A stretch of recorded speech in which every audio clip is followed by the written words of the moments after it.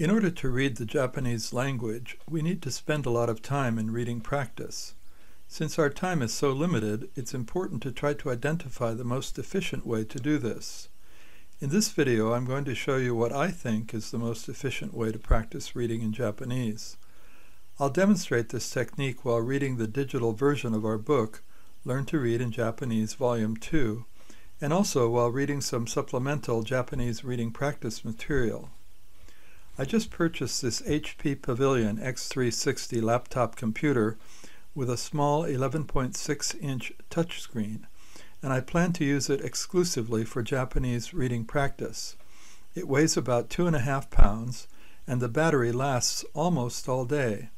I also purchased this generic stylus pen. It has only a single button which behaves like the right button on a mouse.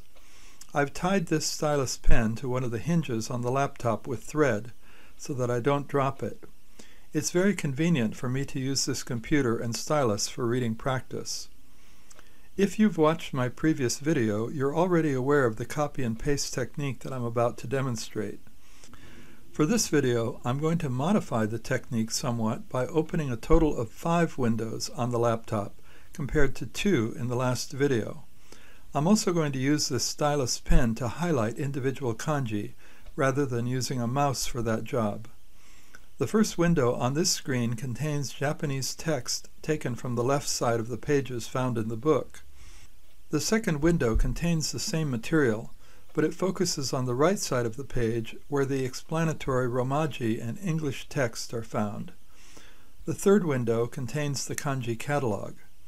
The fourth window contains a mnemonic dictionary which lists definitions for many of the more difficult vocabulary terms that are found in the book and in the supplemental reading material. Finally, the fifth window contains text from Satori Reader, an outstanding online Japanese learning resource. I'm going to start by looking at the Japanese text in the first window. As you can see, it's very easy to move the text up and down or to the right or left using my finger.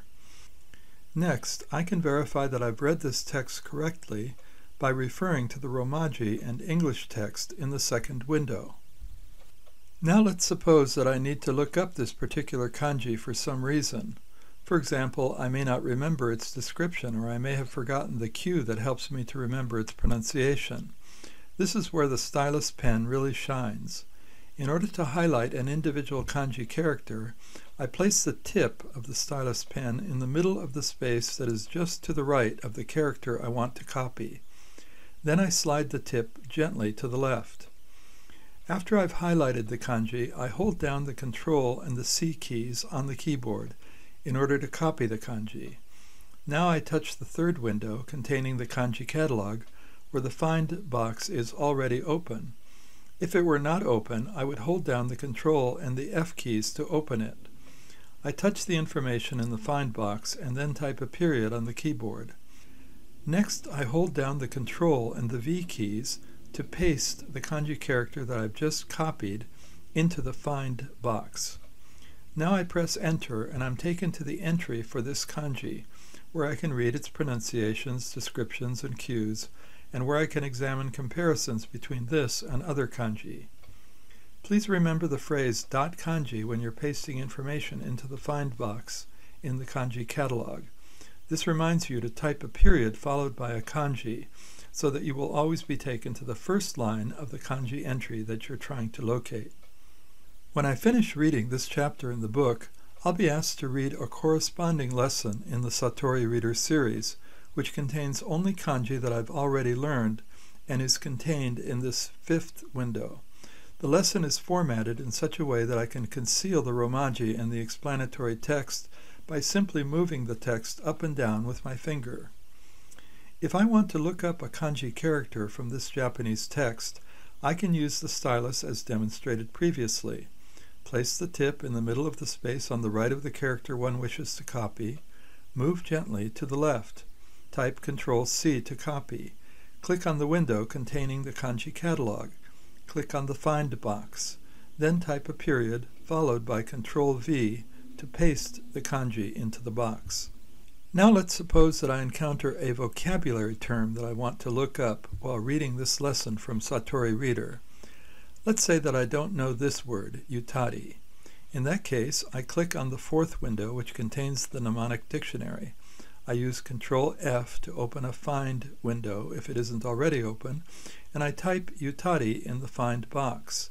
The definition is, quote, comfortable, easy, loose, unquote. The suggested mnemonic is, quote, in that comfortable, loose atmosphere, the youth tarried too long and missed the train, unquote. I have some other ideas that can help you to speed up your Japanese reading practice, but I don't have space to include them in this video.